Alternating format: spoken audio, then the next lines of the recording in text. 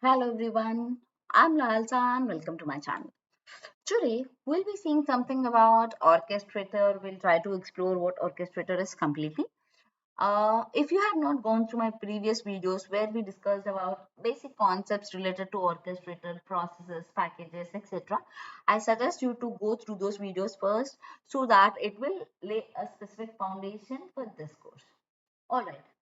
So guys, we'll together explore some things about the orchestrator. Remember that orchestrator can have two versions of installation. One is on-premise and one is cloud. Okay. Now, let us try to access the orchestrator via automation cloud and just explore its features. Okay. So once I log into cloud.uipath.com, I'll be able to find the orchestrator towards the left, guys. Just hit on it. Once we hit on it, there are a couple of concepts you will have to know. Okay, one, you will have to know what is a tenant, you will have to know what are folders, and then we'll check for a few concepts. So basically, we'll be talking about the tenant entities, we'll be talking about the folder entities, and we'll also be talking about roles and licenses. Okay, so what is a tenant? Okay, let me show it to you with an example. Assume that you're working for an organization. Let's name it. Okay, let's name it UiPath itself. Let's name there is the UiPath as an organization. Okay, so in this UiPath organization, you related to your own company, guys. So when you're working in an organization, you will have various teams in it, right? Say suppose you have a sales team, you have a development team, you have a testing team, and etc. Okay, and let us say, for example, in this testing team, you will have subdivisions, isn't it?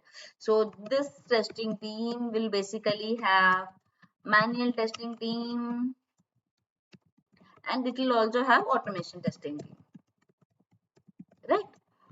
Similarly with development also, development on various technologies and all. Now, in this organization, in your company, you have the sub teams, and in these sub teams, you again have various other sub teams also, right? So this is the overall concept of tenant and folders. So under UiPath Orchestrator, so consider this as UiPath Orchestrator, and in this you will have tenants. So here tenants are nothing but the subfolders. Why are these concepts of tenants and folders coming into picture? First of all, to segregate the roles and responsibilities. Some teams might have to access something and some teams should not access something. So to segregate it and to keep the data secured, we have these concepts of tenants and folders first of all in the UiPath orchestrator. So tenants will be these, and the subcategory of these tenants will be your folders. Folders will give you more fine granular level information or the permissions for accessing the data. Okay, so here is my tenant and here are the folders which I have created. Okay, let us see first what a tenant has. So once you hit on tenant, guys, it will prompt you with all of these options which are there, and we'll quickly go through some of the important options. The first one is robots. So once you hit on robot, it will be able to show you the corresponding names, plus it will also tell you the type of robot which is associated with this name, attended or unattended. Okay. Folders, like I told you, at tenant level you will have some folder entities, and these folder entities will give you some additional information. If you come here and see, it is telling you my name, the username, the type of let me expand this, what is this type, what is the robot type, and what are the roles. All of that information can be seen in your folders. And if you come to machine, it will also tell you what type of machine is used, whether it is a template or something else, you'll be able to see here. Okay. And under folders, you will also find something called personal workspaces. This is more like a modern folder, guys, which is confined to you alone. So all your automations, all the data you need, you can upload them here, and only you will be able to access these personal workspaces. Okay. Now we'll see something about machines. So hitting on this machines tab will generate me the names which are there. Plus it will also tell me the type of machine it is, whether it is a plate, standard, cloud robot serverless. We'll be able to see all of this information in machines. I will also do a video to illustrate on how to create or add a machine in this setup. Okay, we'll see that further. Now, moving on to packages, if you come here and see, in my previous videos, I have clearly told you what a package is. Once you develop something in your studio and thoroughly test it, guys, you will be able to publish it to the orchestrator as a NuGet package. Okay, and those NuGet packages will be assigned to a folder and that will constitute to a process. Okay, so now you can select some process like this to see what are the description, and if you also want to explore more actions, you can see the versions, you can see upgrade processes option, you can also see the C processes. Okay, here if we move on to libraries, we'll be able to see the list of libraries which are there. You can always add or delete the libraries from this section. Okay, these are some things important from the tenant perspective. Now, if you come to the folder perspective, once I hit on this shared folder, I'll be able to see a user interface like this. Okay. Under home, I will have something called processes, assets, queues, triggers, and overall everything. If you come to automations, you will be able to see something called processes, jobs, apps, triggers, and logs. Okay. Once you navigate to this section, if you would want to run some job, you can either run it from here, or you can map these processes to some robot which will then appear under jobs. Now it is not there because I have not mapped it to any robot, but once you map it to a robot, you will be able to see under job section, and you can run a job from here also. Okay, that is about processes. Triggers is something very interesting, guys. Say suppose I have a process, okay, and I want the orchestrator, I want the job to run only once a new email is coming into my Outlook. So which means it is an event based trigger, because here an event is happening, an email is coming to my inbox, and then the bot has to start. So this can be achieved via event triggers. Okay. Time triggers is something more like scheduling. If you know that a job has to run every day at 2 o'clock, you go for this concept of time triggers. Okay. Queue triggers again is interesting because this will facilitate you to run the job once a new item is added to the queue. So say suppose your queue has 10 line items and you want to start a job once a new line item is added, then you will be able to go for this concept of queue triggers also. Okay, coming back to here, monitoring, we know that it will give the list of machines, process queues, what is its job status and all. We'll quickly navigate to queues and see some important information here. Okay, queues are something which will hold any kind of data, guys. Okay, whenever you want to pass in or store a lot of information pertaining to various data types, you can go for the concept of queues. Okay, so how do you create queues? For now it is blank. Let us try to create a queue. So once you hit on add queue, it will ask you whether you want to create a new queue or link it from other folders. Let us hit on create a new queue. This is very important. So you basically give the queue name. Say suppose I'll give the queue name as employee details. Assume that I'm trying to send employee details as the queue items. So description is again not mandatory, but still let us give a description. Okay. So I will say this queue contains the employee numbers. Okay. So there are these concepts of enforce unique references and store in encrypted format. So I will give you a brief of this, but we'll explore it once we are deep diving into queues. Unique references means assume that I have a queue item which has 10, okay, which has 10 items. Basically, let me close this. Assume that I have a queue item which has 10 references. So say suppose my employee number is 123 234 so on till 10. Okay, by enabling this, it will allow only unique values to be processed. Okay, that is enforced queue items. Store in encrypted format means the output which is generated from a queue item will be encrypted. So there is some information button here. If you just hover over it, specific data and output data for queue items will be stored in an encrypted format.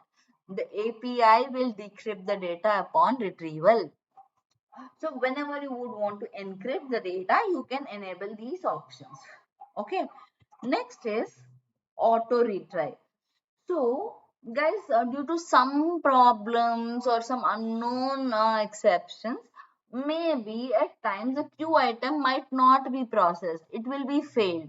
In that case, you can keep these settings in the orchestrator to retry the items also. So, here I am enabling failed items, which means whenever a queue item is failed, it's not able to process, then retry it. So how will it know? How will the bot know how many times to retry? You can configure it here. So here, maximum number of retries, it is shown as 1. You can give your count here. So can you give it as 10,000? No. Because there is a limit on the maximum number of retries, that is this 1 to 50. So if you, minimum should be 1. I cannot give it 0 because it will still pop an error. So if I give it as 1, okay. So if you see, it is prompting you telling the maximum number of retries can be between the range 1 to 50.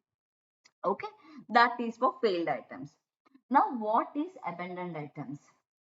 Assume that there is one queue item and it is not processed for more than 24 hours. Okay, it has not given any output, no action is taken on that, and it is still remaining in the queue in process state for more than 24 hours. Let me write it here. So abandoned, there is a queue item which is in process state and for more than 24 hours no action has been taken on this, then it goes to an abandoned state, guys. You can retry those queue items also. Okay. Now,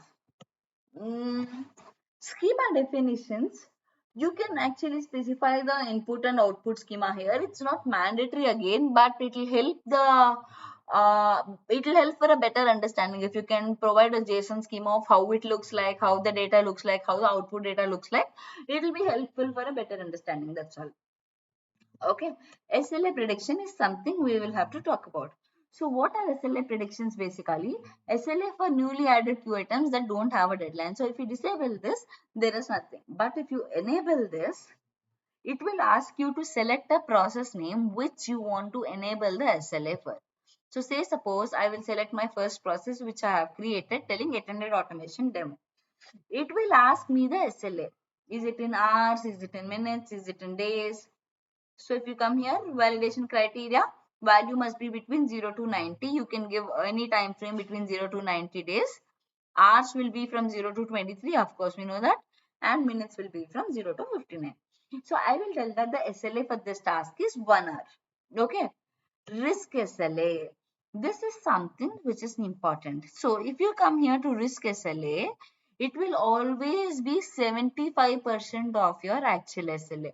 So say suppose I told the SLA for this task is 1 hour, and here automatically the risk SLA is calculated to be 45 minutes. So assume, let us change it to 2 hours. Let us disable this and enable this. You see automatically it has changed as 1 hour 30 minutes because 75% of 2 hours is this. So let us see if it is working fine for the other scenario. Let me enable the risk SLA again. So it has changed to 3 hours here because 75% of 4 is 3 hours. Okay. And you can just add this. Once you create a queue here, you see it is automatically added in your queue section. Queue employee details created successfully. Okay.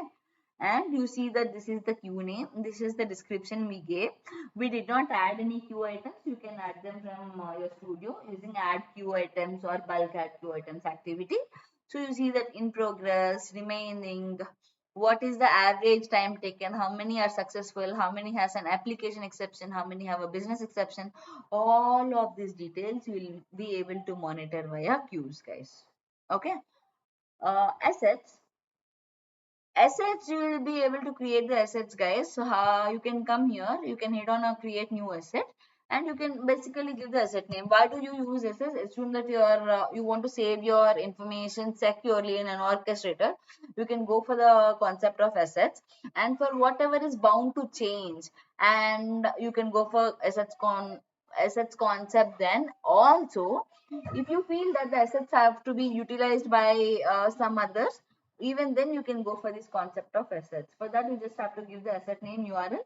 You can choose it to be text, boolean, integer, or credential. For now, let us choose it to be text, and you can give the asset name here. Say suppose URL has to be http://acme.uipath.com. Assume that I'm giving it that way.